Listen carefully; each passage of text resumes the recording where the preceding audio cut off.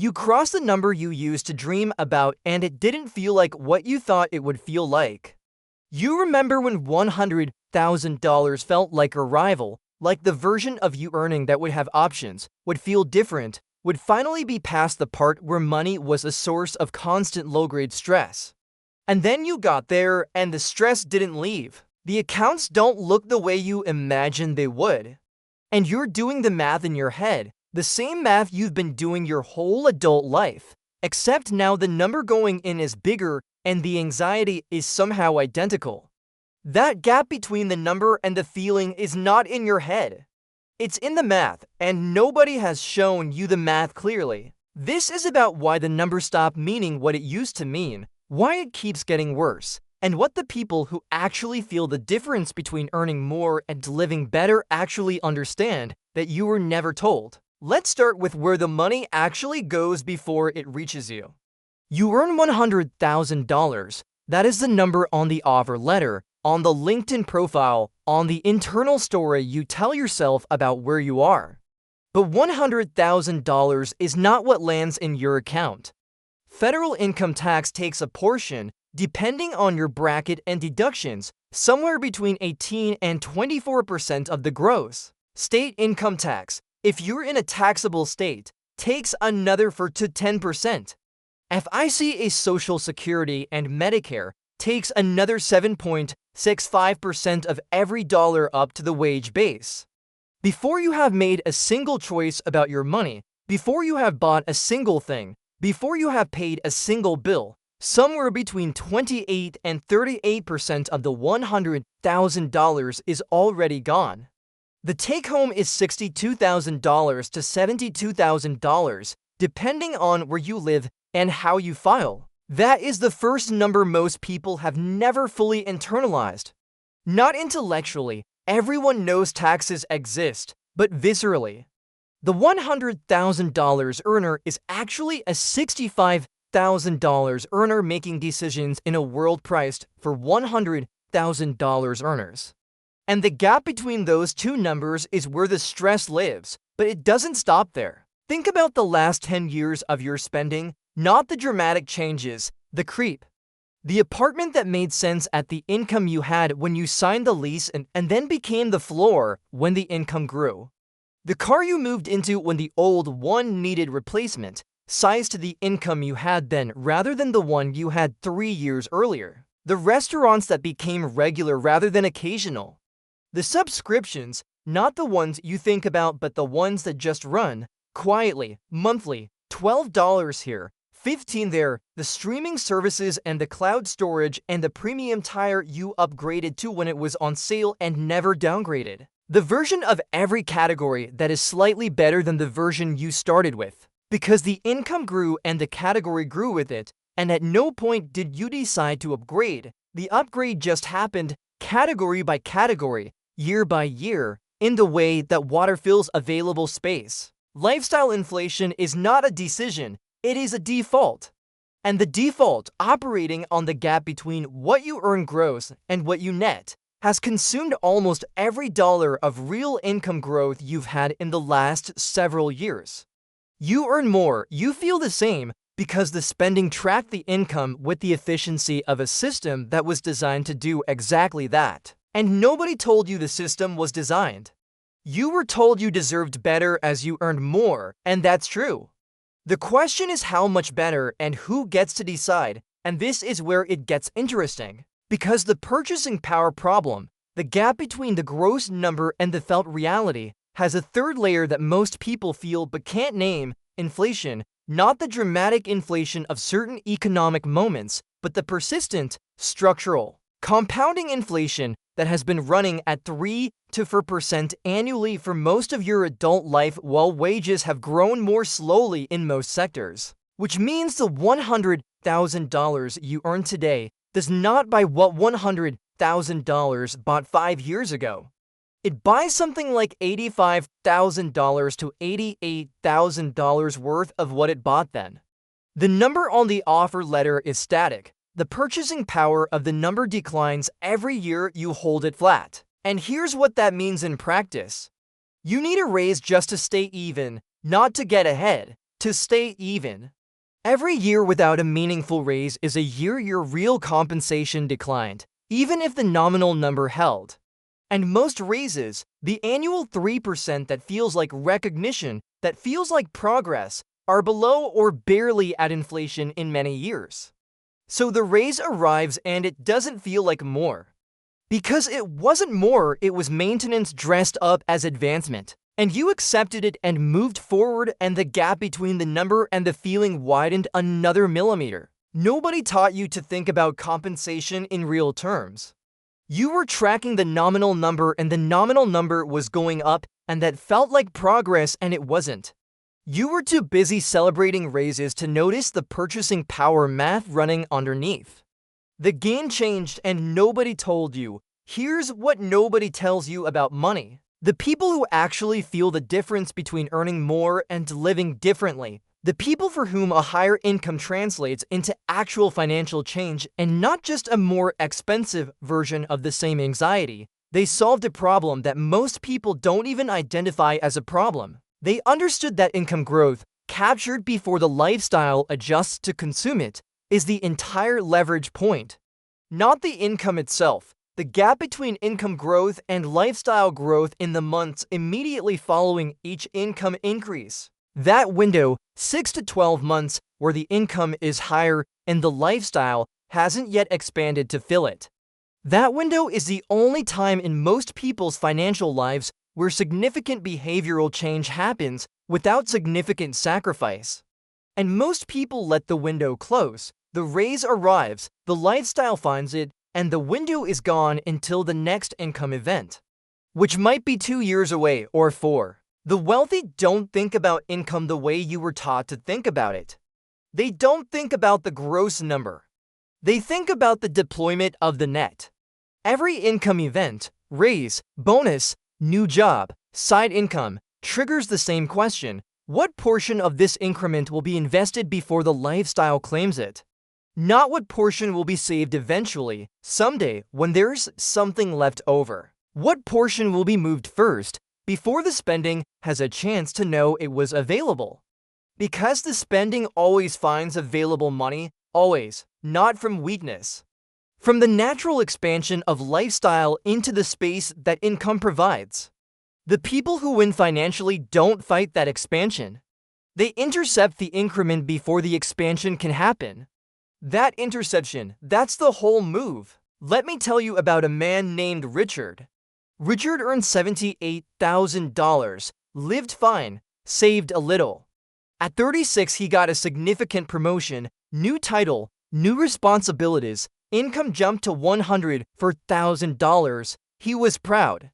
He had dinner to celebrate. He told himself this was the moment things would change. And over the next 18 months, things did change. The apartment upgraded, not extravagantly, just to the next tier because the income supported it. The car situation resolved into something newer because he could finally manage the payment. The restaurants got nicer because he'd earned it. The subscriptions filled in, the wardrobe updated. 18 months after the promotion, Richard was saving $180 more per month than he had been before the promotion. His income had increased by $26,000 per year, and his savings rate had moved by $2,160 annually. The other $23,840 of the increment, after taxes, had been absorbed by the life he built to match the income he earned.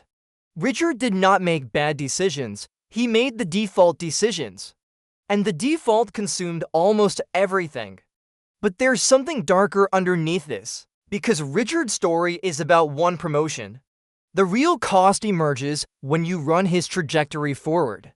If he captures $2,160 per year in new savings at the income increment and invests it, that compounds to something real over time, but slowly.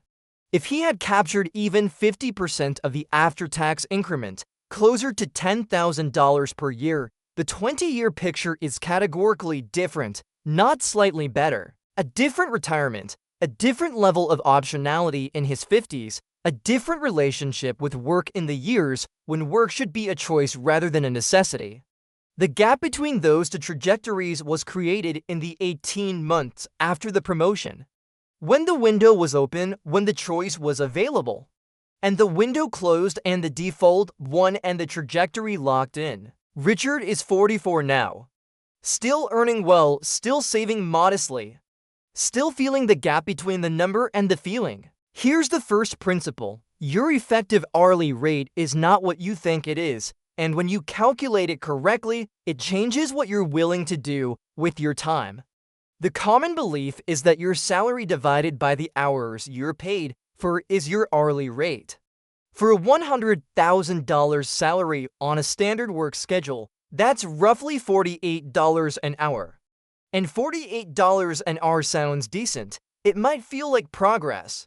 But that calculation leaves out everything. The commute time, not paid, but spent in service of the job. The mental overhead of the work during the evenings you're technically off but not actually free. The cost of the wardrobe, the transportation, the lunches, the work-related expenses that exist only because the job exists.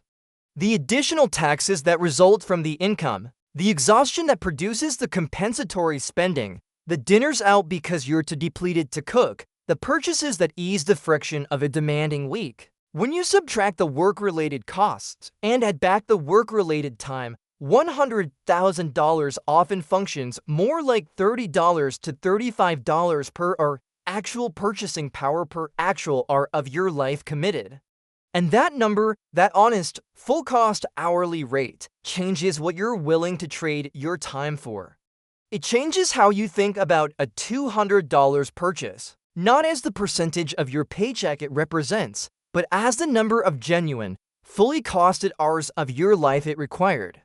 Some purchases survive that recalculation, many don't. The identity shift is from I earn well to I understand exactly what each dollar of my income costs me in time and life and I deploy it accordingly. That person makes different decisions, not from deprivation, but from clarity. The $200 thing looked different when it was 2% of a paycheck than when it was 6 hours of your actual life. The purchase might still happen. It happens with eyes open. And what happens next is the part most people miss. Here's the second principle. The tax system rewards a specific kind of income behavior, and most people are performing the unrewarded kind. You earn a salary, it gets taxed first, at the highest rate, before you touch it. You spend what remains, you save whatever is left, occasionally, inconsistently. And if you invest after tax dollars that will be taxed again on the gains. This is the standard approach. It is also the most tax-inefficient approach available to you. The people who have solved the $100,000 feels like $60,000 problem have not done it primarily through earning more. They have done it through keeping more of what they earn by using the tax system the way it was designed to be used. The pre-tax retirement account, the 401k, the traditional IRA, reduces your taxable income before the tax calculation runs. Contributing $20,000 to a 401k doesn't cost you $20,000 in take-home. It costs you $20,000 minus the tax you would have paid on that money, closer to $13,000 to $15,000 in reduced take-home for a $20,000 reduction in taxable income. The government is subsidizing your wealth building by the percentage of your marginal tax rate, and most people are not using this mechanism anywhere near its capacity. Shaw accounts for people with qualifying health plans offer triple tax advantage, pre-tax going in, tax-free growth, tax-free for qualified expenses, and the vast majority of eligible people use them as a spending account rather than a long-term investment account, missing the compounding entirely. Flexible spending accounts, business expenses for self-employed income, deductions that exist and go unclaimed because claiming them requires knowing they exist. The tax code is not neutral. It rewards specific behaviors. And the behavior it rewards most consistently is long-term investment inside tax-advantaged vehicles. That is not an accident. It is the incentive structure the government built to encourage retirement savings. And the person who uses it fully pays meaningfully less in lifetime taxes than the person who ignores it. Not from sophisticated avoidance, from using the basic structure that is available to everyone who earns a W-2. This is where it gets interesting. Here's the third principle. Inflation is not an economic concept. It is a personal financial attack that runs whether you're paying attention or not. The 3 to 4% annual increase in the cost of living is abstract until you run the numbers on your specific life. The grocery bill that was $480 a month for years ago and is $620 today. The rent that was $1,650 when you signed and is $2,100 at renewal. The health insurance premium that has increased every year, quietly, as a line item you accept because you don't negotiate it. The car insurance that went up, the utilities that went up. The every dash category dash goes dash up dash a dash little dash every year that nobody calls out as the thing that makes $100,000 feel like less every year without any single dramatic event you can point to. Your salary must grow faster than this rate every year just to maintain. Not to build, to maintain, and the maintenance requirement is not optional. It runs regardless of whether you're tracking it, regardless of whether your employer is acknowledging it, regardless of whether the raise conversation happened or didn't. The purchasing power erodes on its own schedule. The people who win this fight are not the people who find ways to spend less in response to inflation. Spending less in response to inflation is a finite strategy with a floor you can't go below. The people who win the inflation fight are the people who grow their income faster than inflation consistently, not through hope, through deliberate positioning, through treating their market value as something to be actively managed rather than passively received. Every year without a raise that exceeds inflation is a year you accepted a pay cut.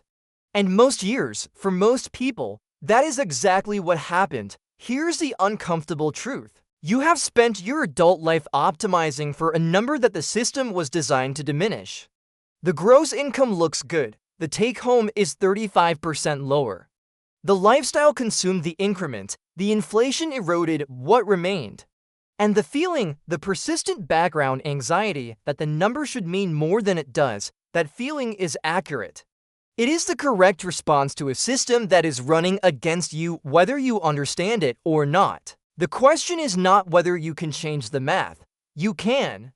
The question is whether you understand which variables to change and in what order, and whether you are willing to make the changes in the windows when the changes are possible rather than after the windows have closed. Project it forward another decade of the default, nominal salary growth, lifestyle consuming every increment, inflation eroding what the lifestyle doesn't touch, produces a financial picture at 50 that looks nearly identical to the one at 40. Slightly bigger numbers on everything, same ratio, same feeling. Same gap between what you earn and what it means. Or you capture the next income event. You move first, before the lifestyle does. You use the tax structure the way it was designed to be used. You negotiate with an understanding of your real market value rather than a hope that the system will recognize it. And in 10 years the ratio is different, not because you earn so much more. Because you kept a meaningfully higher percentage of what you earned and you let it compound. 5 years from now the gross number will probably be higher. The question is whether the gap between what it looks like and what it feels like will have closed. That gap doesn't close on its own. It closes because you stopped managing the number and started managing what the number actually becomes. So here's where you are. To paths forward, neither of them the one you imagined when you were chasing the number you have now. The first path is continuation. The income grows with raises that roughly track inflation. The lifestyle grows to match. The tax situation stays as is, not optimized, not actively managed, just the default withholding and the occasional refund that feels like a gift instead of evidence of overpayment. The $100,000 keeps feeling like $60,000, and then the $110,000 feels like $65,000, and the feeling never catches the number because the number was never the problem, the structure was. The second path requires you to do something that feels less dramatic than it actually is. Manage what happens to the money in the window between each income event and the moment the lifestyle claims it. That window, the first 6 to 12 months after a raise, a bonus, a new position, is where the entire leverage point lives. Capture it, move it before the spending finds it. Use the pre-tax vehicles that reduce the tax bite on the front end. Treat the inflation rate as a minimum acceptable raise, not a ceiling to aspire to. Know your market value and act on it rather than waiting for recognition. The number on the offer letter is not the story. What you do with the number is the story. What's the story you're writing? Because the one being written by default has a very predictable ending, and you already know what it feels like.